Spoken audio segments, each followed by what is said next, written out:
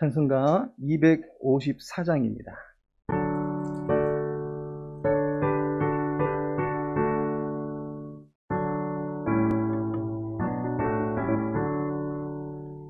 내 주의 보혈이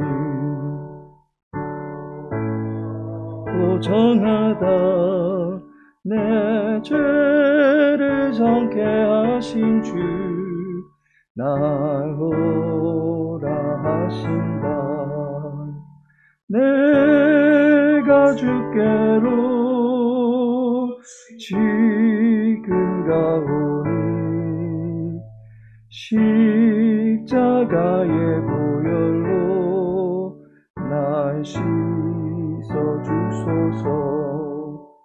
약하고 추해도 주께로 나가면 힘 주시고 내 추함을 곧 씻어 주시네.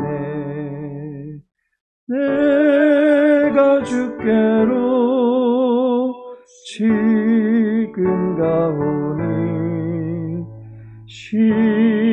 십자가의 보혈로 날 씻어 주소서. 날 오라 하심이 온전한 믿음과 또 사랑함과 평안함 다 주려 함이라. 내가 주께로 지금 가오니 십자가의 보혈로 날 씻어 주소서. 근자인 복받아 살기를 얻었네.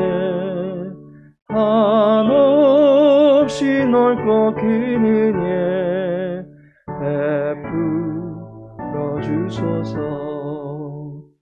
내가 주께로 지금 가오니 십자가의 보혈로 날 씻어 주소서. 그 피가 맘속에 큰 증거 됩니다. 내 기도 소리 들으사 다 허락하소서. 내가 주께로 지금 가오니 십자가의 보혈로 날 씻어 주소서.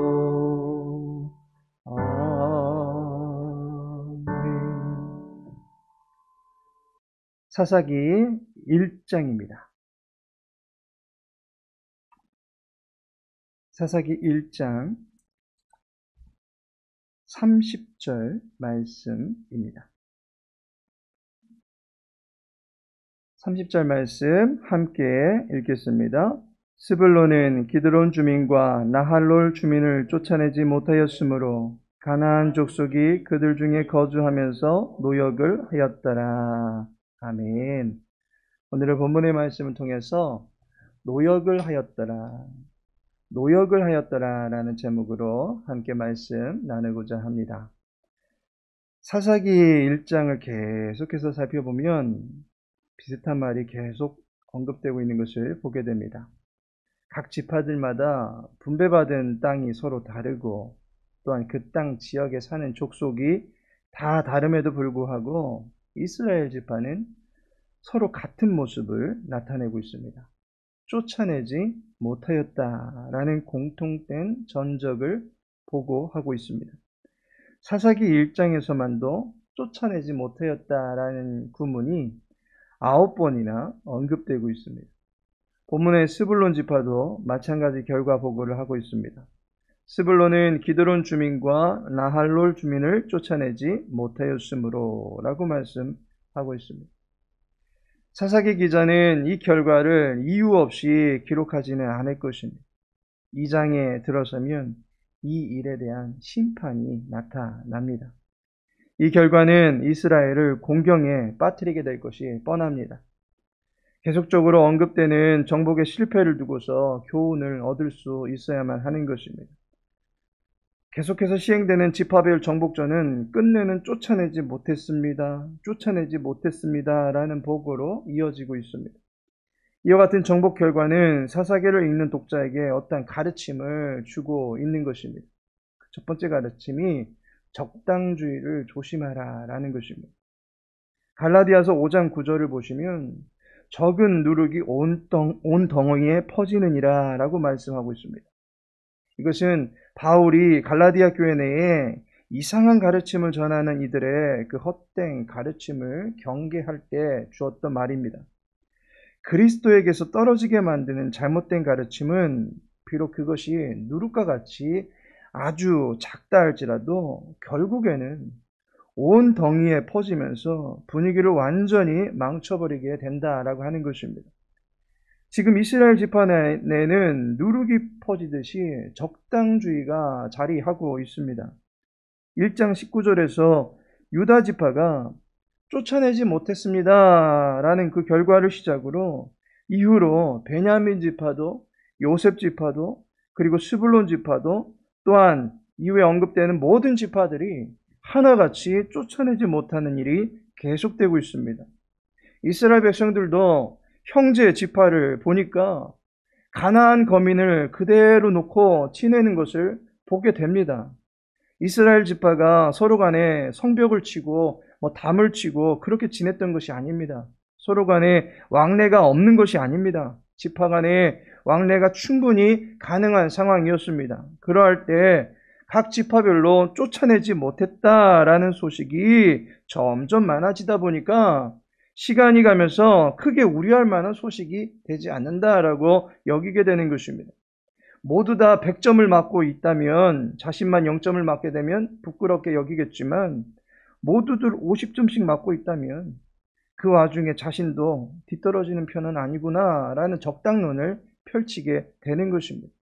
이러한 생각이 만연하게 되면 굳이라는 자세가 나타나게 됩니다. 이제 다들 정착해서 나름의 평화를 누리고자 하는데 굳이 나만이라고 하는 생각이 들지 않겠습니까? 더욱이 전쟁은 혼자서 할 수가 없습니다. 같이 해야 합니다. 그런데 사분오열되어지는 상황 속에서 사람들의 마음을 모으는데 굳이 힘을 기울일 필요가 있느냐라고 하는 것입니다. 그냥 이 정도면 됐지라는 아니라는 생각들로 나름대로 정복전쟁에 대한 종료를 선언하고 있는 것입니다. 옆 지파도 저렇게 지내는데 굳이 이렇게 열심 낼 건 뭐 있나 싶게 되는 것입니다. 마치 누룩이 퍼지듯이 적당주의가 이스라엘 내에 퍼지고 있다라고 하는 것을 보게 됩니다. 두 번째로는 실용주의를 경계하라라는 것입니다. 본문 하반절을 보시면 가나안 족속이 그들 중에 거주하면서 노역을 하였더라라고 말씀하고 있습니다. 가나안 족속이 스불론 지파의 땅에서 노역을 하였더라라고 말씀합니다.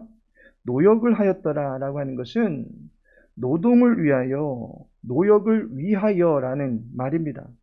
가나안 족속을 종으로 삼아서 그들의 노동 가치를 활용하면 가나안이라고 하는 낯선 땅에서의 생활에 정착하는데 많은 도움을 얻을 수 있을 것입니다.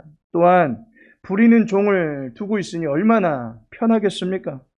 애굽에서의 종살이 하던 때와는 달리 이제는 자신들이 종을 부릴 수 있으니 얼마나 수월하겠습니까? 또한 노역을 위하여라는 이 말 속에는 단순히 노동력 분야만 지칭하고 있는 것이 아닙니다.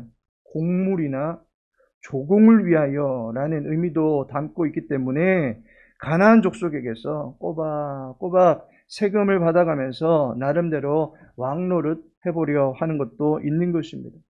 따라서 스불론이 기드론 주민과 나할론 주민을 힘의 불균형에 의해서 피치 못하게 못 쫓아낸 것이 아니라 쫓아내지 않았다라는 쪽이 더욱더 번역상 자연스럽습니다.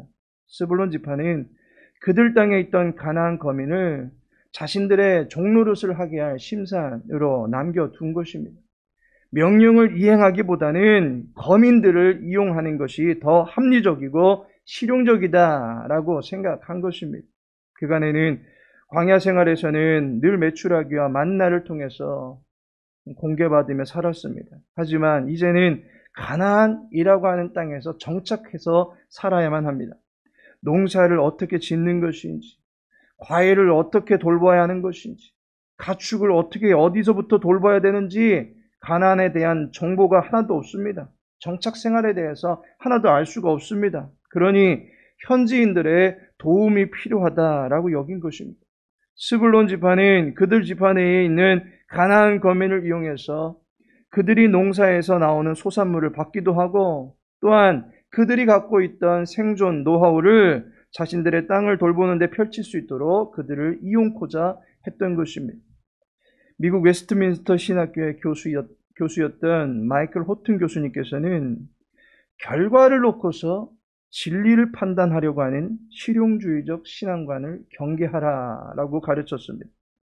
교인 수만 많아지면 목회 잘하는 것이고 교회 건물이 커지면 성도들이 복받은 것이다라는 논리가 바로 이러한 실용주의 사상에서 비롯된 것입니다.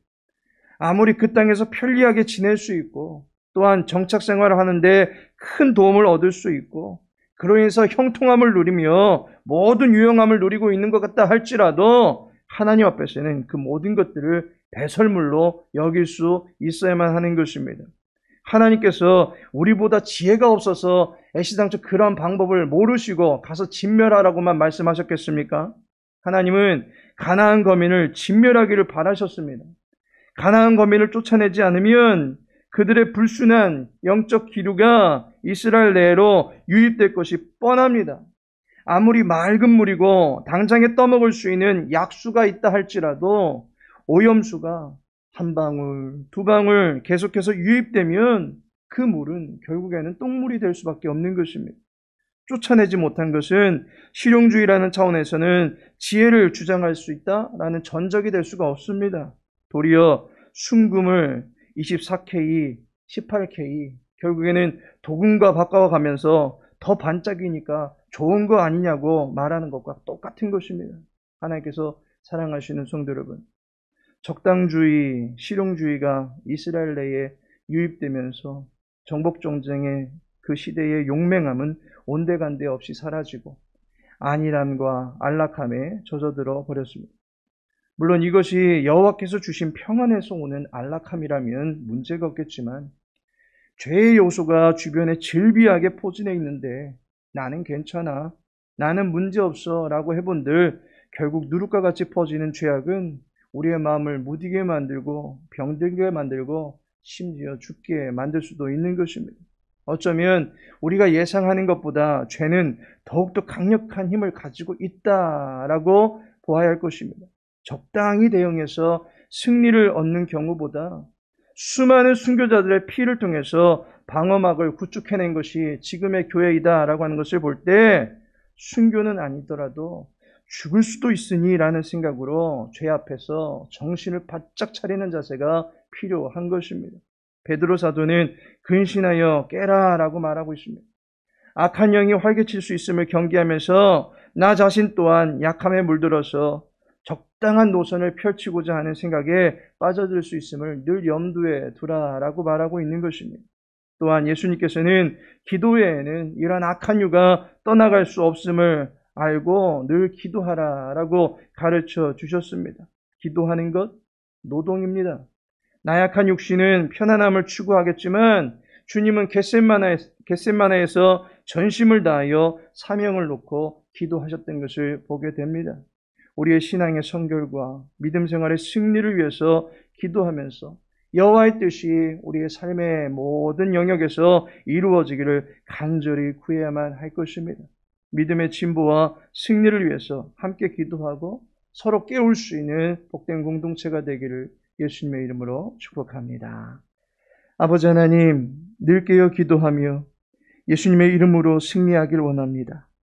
우리를 주님의 군대 삼아 주셨으니 우리의 삶의 자리에 거룩한 능력이 나타날 수 있도록 도와주옵소서. 악하고 타락한 세상의 문화에 마음이 무너지거나 끌리거나 하지 않게 해주시옵시고 우리의 영적 순결을 더럽히지 아니하도록 그리스도의 의로운 옷 입을 수 있도록 도와주옵소서. 사랑하는 교회 모든 권속들에게 건강의 복을 더하여 주옵소서. 날마다 자라가는 믿음을 가질 수 있도록 도와주옵소서. 사랑하는 교회 모든 자녀들 또한 예수 그리스도의 거룩한 성품을 본받게 해주시옵시고 이 세대 가운데 하나님께서 거룩하게 들어쓰실 수 있는 용장들이 다 될 수 있도록 은혜 베풀어 주시옵소서. 오늘 하늘의 모든 삶도 주와 동행하길 간절히 소망하오며 예수님의 이름으로 기도합니다.